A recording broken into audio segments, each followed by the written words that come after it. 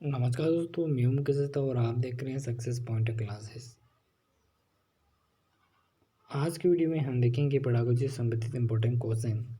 यह हमारा वीडियो का 7वां वीडियो है और इस वीडियो में हम 1 से लेकर से 50 क्वेश्चन इंपॉर्टेंट क्वेश्चन देखेंगे जो हमारी सभी टेट एग्जाम में आने की अति महत्वपूर्ण प्रश्न हो सकते हैं और हमारे एग्ज़ाम में आने की संभावना बन सकते हैं। तो चलो वीडियो शुरू करते हैं।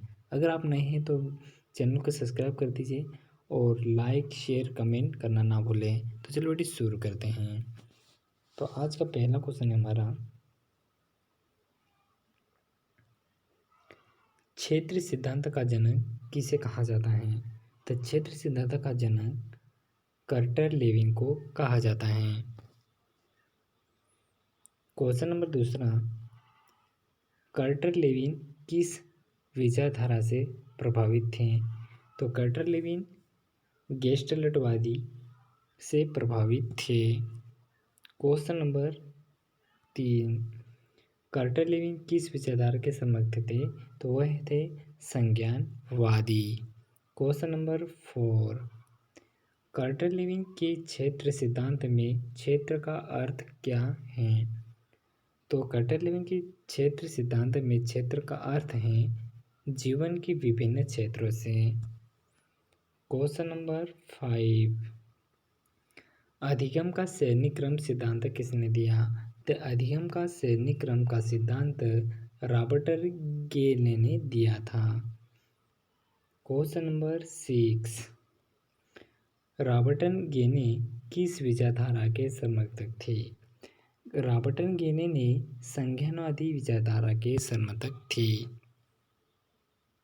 क्वेश्चन नंबर 7, रॉबर्ट गेने के अनुसार अधिगम का सबसे निम्न स्तर कौन सा है?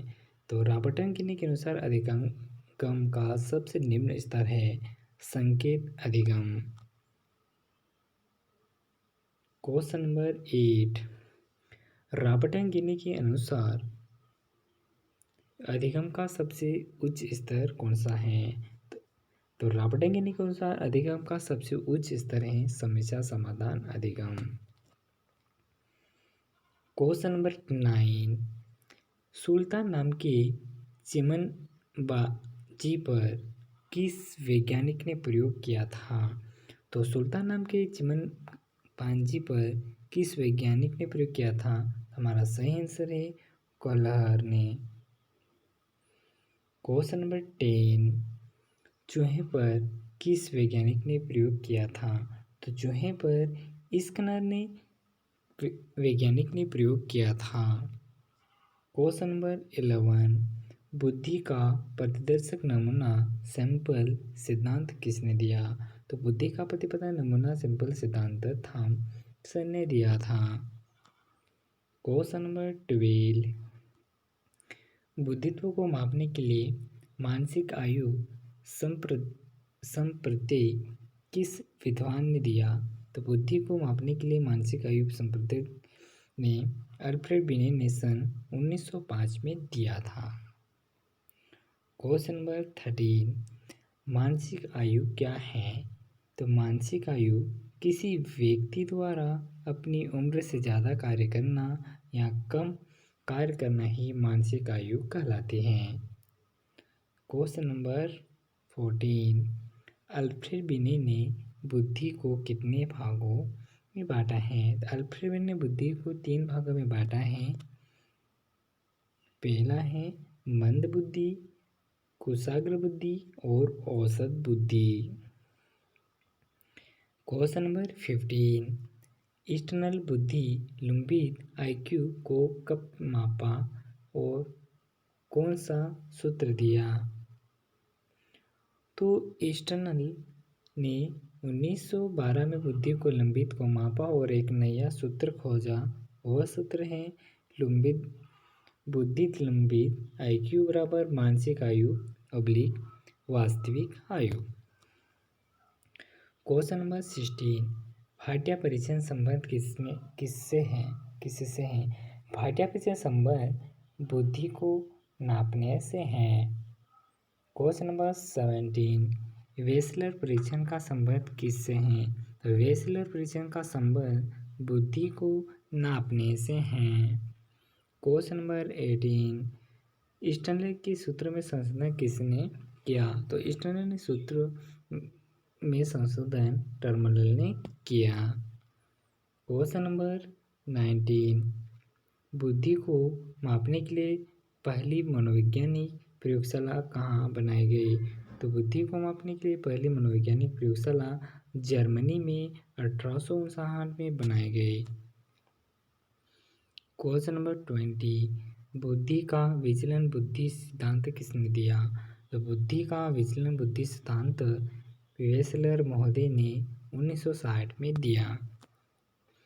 क्वेश्चन नंबर 21, प्रतिस्थापन का सिद्धांत किस वैज्ञानिक ने दिया? प्रतिस्थापन का सिद्धांत गुथरी वैज्ञानिक ने दिया। क्वेश्चन नंबर 22, सौर सिद्धांत किसने दिया? तो सौर सिद्धांत कार्ल रोजर ने दिया। क्वेश्चन नंबर 31, आवश्यकता का पद सोपान सिद्धांत किसने दिया? तो आवश्यकता का पद सोपान सिद्धांत अब्राहिम मोस्ले ने दिया। क्वेश्चन नंबर 24, अधिगम का अर्थ क्या है? तो अधिगम का अर्थ होता है सीखना।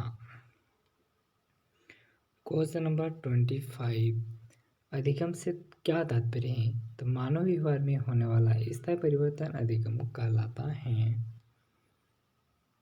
क्वेश्चन नंबर 36, अधिगम पूर्ण कब होगा? मानव व्यवहार में स्थायी परिवर्तन हो जाए।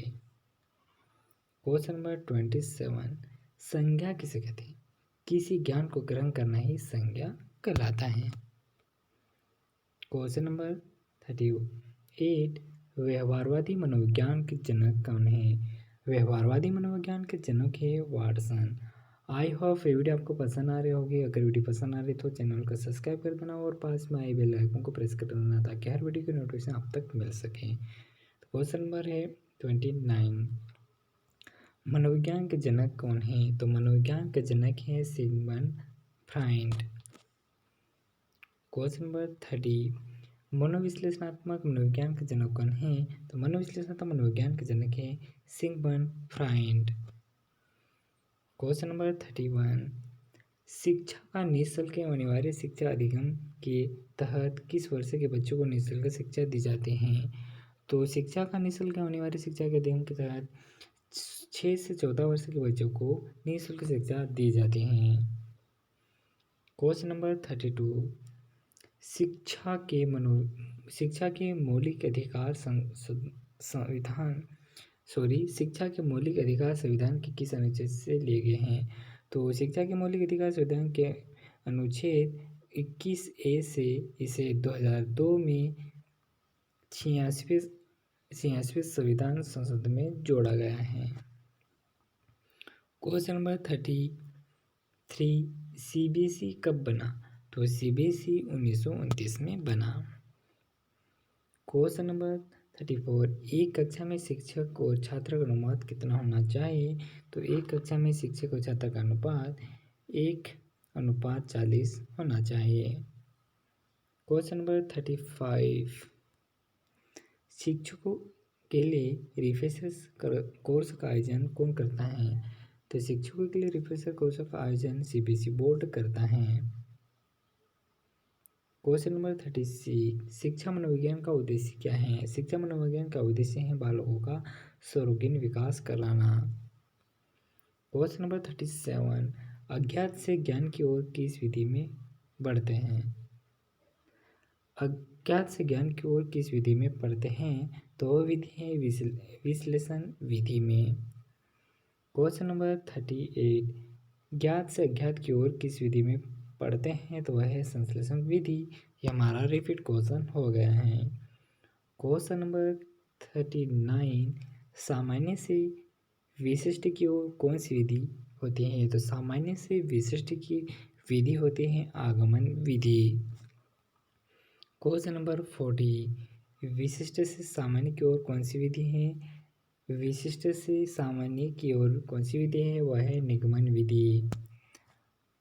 तो क्वेश्चन नंबर 41, पियाजे ने बुद्धि को किसके प्रति समायोजन योग्यता के रूप में परिभाषित किया? तो जीन पियाजे ने बुद्धि को भौतिक एवं सामाजिक पर्यावरण के आधार पर परिभाषित किया है। क्वेश्चन नंबर 47, किस विद्वान ने नैतिक बुद्धि की अवस्थाओं की अवधारणा प्रस्तुत की है?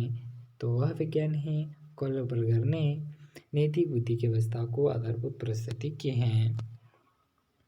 क्वेश्चन नंबर 43, जीन पियाजे के अनुसार कोई बच्चा किस अवस्था में अपने परिवेश की वस्तुओं को पहचानने एवं उनमें विभेद करने लगता है? तो वह है पूर्व सक्रियात्मक अवस्था। क्वेश्चन नंबर 44, व्यास्की के अनुसार बच्चे अपने साथी समूह के सदस्य कब होते हैं? तो वह है किशोरावस्था में। क्वेश्चन नंबर 45, फ्राइड के अनुसार किस बच्चे में सामाजिकरण की प्रक्रिया हेतु सर्वोत्तम आयु होती है? तो वह है 5 वर्ष। क्वेश्चन नंबर 46, बालकों के नैतिक विकास को समझने के लिए जीन पियाजे ने कौन सी विधि को अपनाया? तो बालकों के नैतिक विकास को समझने के लिए जीन पियाजे ने सांस्कृतिक विधि को अपनाया। क्वेश्चन नंबर 47, बच्चे दुनिया के बारे में अपनी समझ का सर्जन करते हैं, ये किस विधान का कथन है? तो ये कथन है जीन पियाजे का।